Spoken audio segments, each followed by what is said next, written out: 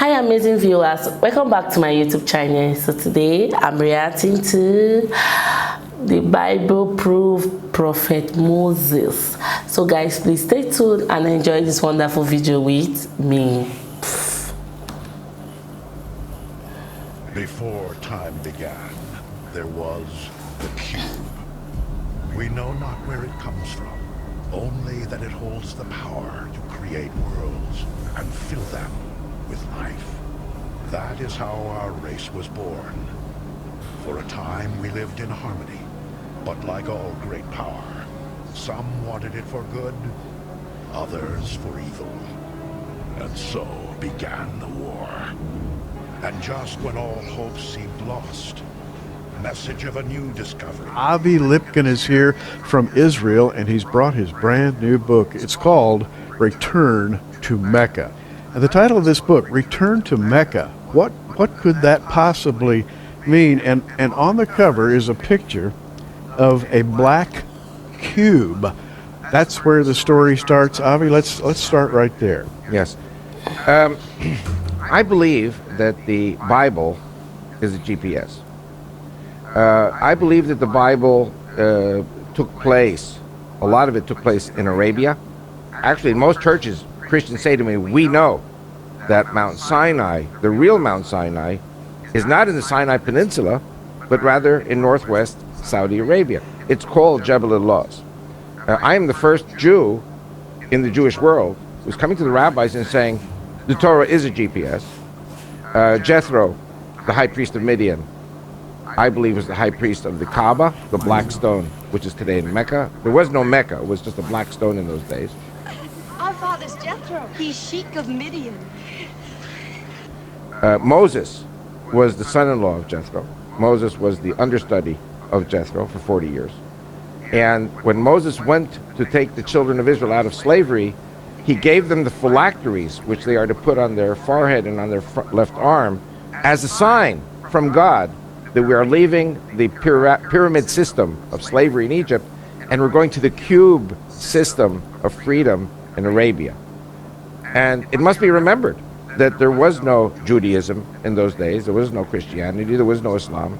All people, including the Israelite slaves, were pagans. And of course the golden calf, basically the children of Israel reverted to the gods that they had known in Egypt when Moses delayed coming back. So the purpose of this book is to show where exactly we were, and that 38 years at least of the Exodus was in Arabia. Moses, Aaron, Jethro were at the Kaaba, which is today Mecca. And when God says in Deuteronomy 11 that the borders of Israel will include the desert to the south, that desert is Arabia. Jethro was a cousin, because Jethro's descended from Midian. Midian was one of the brothers of Isaac. So you have Ishmael, son of Hagar, and then you have the children of Keturah. So Midian is one of the children of Keturah. And from Midian you go down to the next generation, which is Reuel or Raguel. And one of the names of Jethro in the Bible is Reuel. So he was probably, in the Middle East, many times people are named after grandfathers and great-grandfathers. We've come far from Egypt, across the desert, on foot. He who has no name surely guided your steps. No name. You Bedouins know the God of Abraham? Abraham is the father of many nations. We are the children of Ishmael, his firstborn. We are the obedient of God. I will dwell in this land.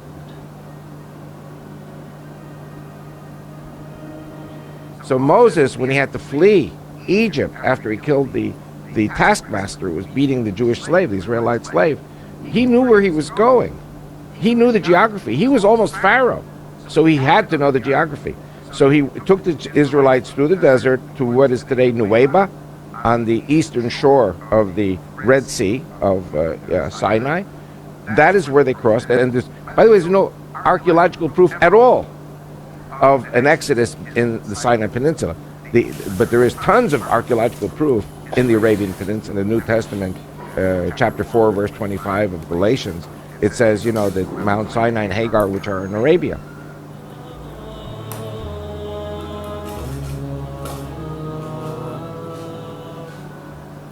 Josephus speaks very clearly that Sinai, the Ishmaelites are there, the troglodytes are there, the children of Keturah are there, the children of Esau are there.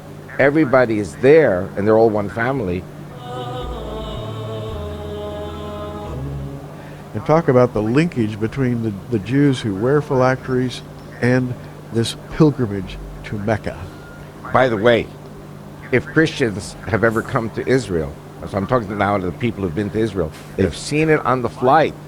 Yes. Because when people are still snoozing and the sun comes up as the plane is approaching Israel, you see the Orthodox Jewish men go to the back of the plane and they pray, and they put on the phylacteries. And this is a tradition that goes back 3,500 years. By the way, very important, and I learned this in the Jewish Theological Seminary, we studied the New Testament. Matthew 23, verse 5. Jesus is criticizing the Pharisees, and he says, for all their works they do to be seen of men. They make broad their phylacteries, and they enlarge the hems of their garments, or the tzitzit on their prayer shawls. And it's interesting indeed that today there are three types of phylactery. You have the size A, the size B, and the size C. And so what Jesus was saying was, he wasn't saying don't put on the phylacteries, which I'm sure Jesus did. What he was saying was that if you have the $200 phylactery, and you have the $400 phylactery, and you have the $600 phylactery, which is humongous, don't spend your money on $600 phylactery, spend it on the $200, and give the $400 to charity to feed the poor. So, but it's something, it's in Matthew 23, verse 5. So we know that Jewish men in those days wore this. We know that in the Greek Orthodox Christian tradition, there are priests who put on phylacteries. It's a slightly different Greek phylactery, but it all commemorates exactly the same thing. So the phylacteries have a very important meaning for Christians as well. So my question, and I'll ask it for everybody who's watching, why in the world would you put on, strap a little wooden box with scriptures from Deuteronomy on the inside and attach that to your left arm and to your forehead? Why would you do that, and why would it be cube shaped? Perfectly cube shaped. And so the contention in my book is that when Moses came to Pharaoh, and remember, Pharaoh was God. Pharaoh was God in Egypt to the Egyptian people. He created the Nile, and he created this, and he created that. فقال أنا ربكم الأعلى. And who's Moses? Moses is a guy who stutters. It's very hard to talk. And God says, give the people a sign. And the phylacteries were the sign. He gave Pharaoh the signs. You remember his rod became a crocodile or serpent, ate the other crocodiles. And the leprosy in the chest. These are all signs. And then later the 10 plagues. And Moses gave signs to the elders of Israel. And Moses gave signs to the people. You're talking about... Guys, this video is amazing. This is lovely. This is my first time reacting to this wonderful video, guys, and I'm really learning a lot from this video. So guys, please, let's continue so that we can be able to learn more about Moses. Primitive pagan people who were shepherds, and they're saying to Moses, well, why should we listen to you? You know, and so this phylactery has 4 pouches, 4 parchments. The first 2 are Exodus 13. Then you have Deuteronomy 6 and Deuteronomy 11.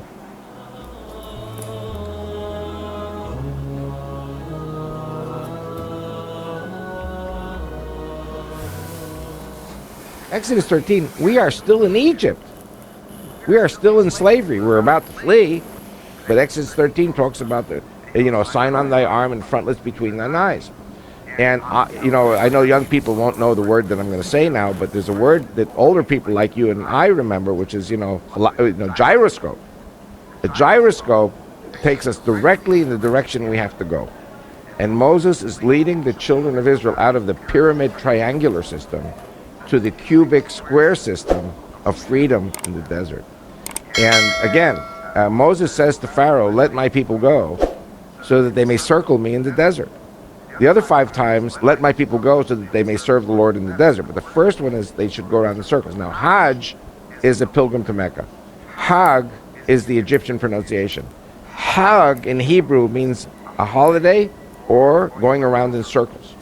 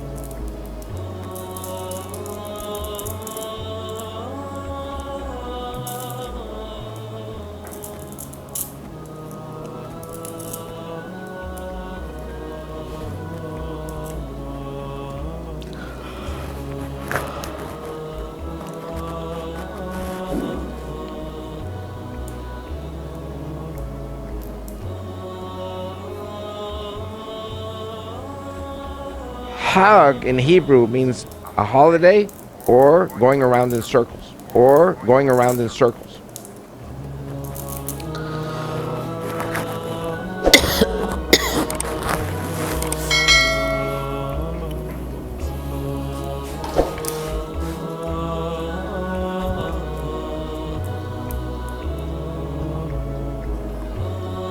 Or going around in circles, or going around in circles.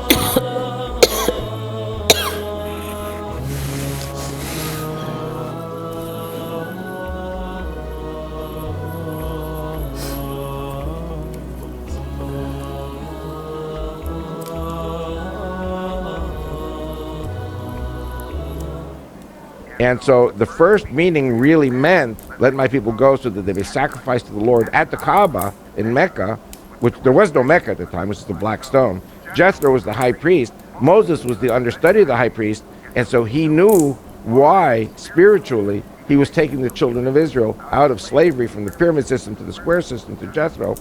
Then, of course, as you know, God finally says, no, you're not going to turn right, you're going to turn left.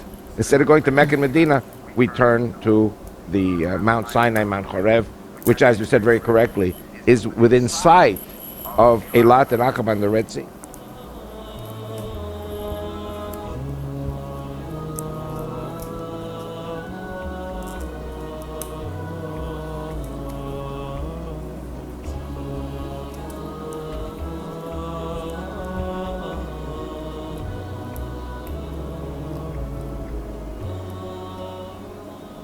And by the way, my people, forgive me for being arrogant, are the Jews and the Christians together.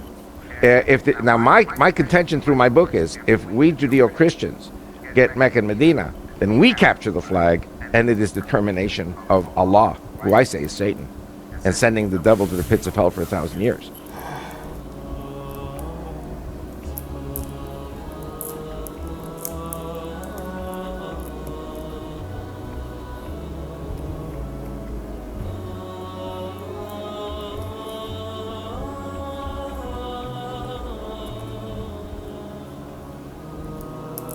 No, Moses. We cannot see his whole purpose. Even Ishmael did not know that God drove him into the desert to be the father of a nation. Did the little boy die in the desert, my father? No. God brought Ishmael and his mother Hagar into a good land. The same God who lives on the mountain? It may be, my son. Moses, Aaron, Jethro were...